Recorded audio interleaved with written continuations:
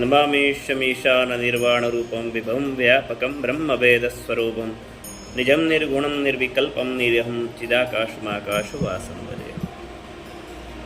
આપણે વાત કરવા જઈએ તો આજે અમાવસ્યા છે અને એ પણ જ્યેષ્ઠ માસની આ અમાવસ્યા છે.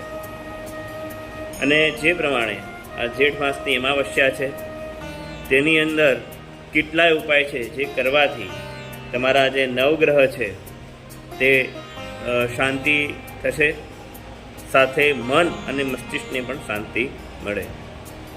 તો પહેલાં તો એ પ્રશ્ન તમને થવો જોઈએ કે અમાવસ્યાને આટલું મહત્ત્વ કેમ છે અને તેની પાછળ વૈદિક અને આધ્યાત્મિક જ્ઞાન શું કહે છે. તો જે પ્રમાણે અમાવસ્યા છે તો અમાવસ્યાની અંદર પણ આપણે વાત કરવા જઈએ તો જે પ્રમાણે જે ચંદ્રની કળા છે ધીરે ધીરે ઓછી થતી જાય છે. એટલે કહી શકાય કે અમાવસના દિવસે ચંદ્ર દેખાતો નથી. એટલે ચંદ્રની જે એનર્જી છે તે તમારા બોડીને મળતી નથી, કે તમારા બોડીના જે છે કહી શકાય કે મસ્તિષ્ક છે, જે ચંદ્રમાની અસર હંમેશા તમારા મગજ પર વધારે થતી હોય છે.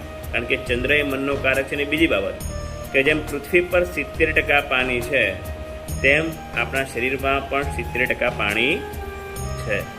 તો તે પ્રમાણે જે તે ગ્રહોની અસર, જે તે પ્લેનેટ્સની અસર તમારા શરીર પર થતી હોય છે.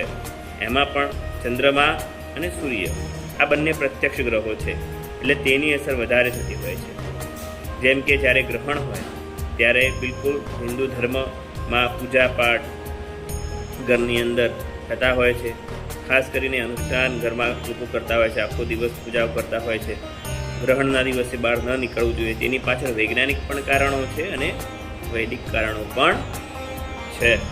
તો બિલકુલ આ બધા જ કારણો છે. તો જે નકારાત્મક શક્તિ છે તે શરીરની અંદર આવતી હોય છે. જ્યારે ચંદ્રમાં દેખાય જ ના દે તો તમારા શરીરની અંદર અને તમારા જે વિચારો છે તે નકારાત્મક શક્તિને પ્રભાવ કરતા હોય છે. ધર્મ ગ્રંથોની અંદર જે આ 16મી કલા છે એની, એ 16મી કલાને અમા કહેવામાં આવ્યું છે અને તેને મહાકલા પણ કહેવામાં આવ્યું છે. તો જેમાં 16મી કલાની જે આ શક્તિ જે હોય છે તેને આપણે વાત કરીએ કે સૂર્ય ચંદ્રનો જે આ સંગમ છે, પંચદશી, અમાવસી અને અમામાસી, તેને પણ કહેવામાં આવે છે. અમાવસ્યાના દિવસે ચંદ્ર નથી દેખાઈ દેતો, એટલા માટે તેનો ઉદય પણ થતો નથી. એટલે અમાવસ્યા તેને કહેવામાં આવે છે. એને કુહુ અમાવસ્યા પણ કહેવામાં આવે છે. કેટલીક જગ્યાએ તેને કુહુ અમાવસ્યા છે. અમાવસ્યાના પણ કેટલાક નામ હોય છે, એટલે તેને કુહુ અમાવસ્યા પણ કહેવામાં આવે છે. અમાવસ્યાને સૂર્ય અને ચંદ્રને જે મિલન છે તેને કાલ કહેવામાં આવે છે. અને તે દિવસે બંને કહી શકાય કે એક જ રાશિમાં હોય છે. એટલે આ રીતની પરિસ્થિતિઓ પણ દરેક થતી હોય છે. એટલે અમાવસ્યાની અંદર કેટલી અમાવસ્યા છે ને જે મુખ્ય અમાવસ્યા છે તે પણ કઈ છે તે પણ હું તમને કહું છું. હોમવતી અમાવસ્યા, મૌની અમાવસ્યા, શનિ અમાવસ્યા, હરિયાળી અમાવસ્યા, દિવાળી અમાવસ્યા, સોમવતી અમાવસ્યા, સર્વપિતૃ અમાવસ્યા. આ બધી અમાવસ્યાઓ જે છે કે મુખ્ય અમાવસ્યા છે, એટલે તેનો સૌથી વધારે પ્રભાવ હોય છે. આ દિવસે તામસિક વસ્તુઓનું સેવન ન કરવું જોઈએ. જે દિવસે જે લોકોને નાના એવા વ્યસનો છે એ વ્યસનો પણ કરવા ન જોઈએ. એ ચાહે મોટું વ્યસન હોય કે નાનું વ્યસન હોય, તે પ્રકારના કોઈ પણ પ્રકારના વ્યસન કરવા જોઈએ નહીં. અમાવસ્યાના પર્વકાલે જેમ બને તેમ યથાશક્તિ જે દાનપાત્ર યોગ્ય વ્યક્તિ છે તેવા લોકોને દાન કરવું જોઈએ, જેનાથી તમને લાભ થાય છે. તો હવે વાત કરીએ કે અમાવસ્યામાં શું કરી શકાય તો તેનાથી તમને લાભ થાય. તો અમાવસ્યાની અંદર તમારે પિતૃઓનો આશીર્વાદ પ્રાપ્ત કરવો હોય તો તે દિવસે 11, 21, 31, 51, 108 આ પ્રકારના દીવા કરવાથી અને દીવા જો નદી વહેતી હોય તો તેની અંદર ત્યાં જવા દેવાથી, એની અંદર વહેડાવાથી તમને પિતૃઓથી તૃપ્તિ મળે છે, પિતૃઓના આશીર્વાદ મળે છે. તો બીજું શું કરી શકાય? તો આ દિવસે સવારથી લઈને સાંજ સુધીની અંદર તમારે જો નજીકમાં પીપળો હોય, નદી કિનારો હોય અથવા તો નદી જતી હોય એવી કોઈ જગ્યા હોય તો તેવી જગ્યાએ 108 જે દીવા કરી એ પણ લોટના દીવા કરી એની અંદર તમારે જે ખીર છે તે બનાવવાની છે.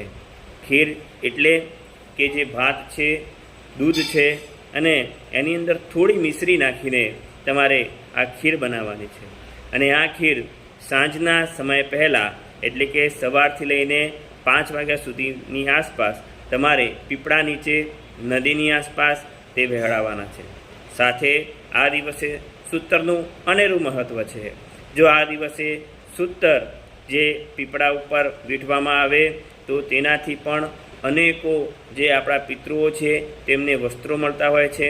સાથે બીજી બાબત કે જેમના માતા પિતા અથવા કોઈ પણ જે નજીકના છે અથવા તો તેમના સંબંધી છે, કોઈ પણ હોય, 4 પેઢી સુધી 7 પેઢી સુધીના જે પણ લોકો છે તેમને પણ કોઈના માટે કરવું હોય તો તે કરી શકે છે, જેનાથી પિતૃઓના આશીર્વાદ તેમને પણ ઘણા પ્રાપ્ત થાય છે.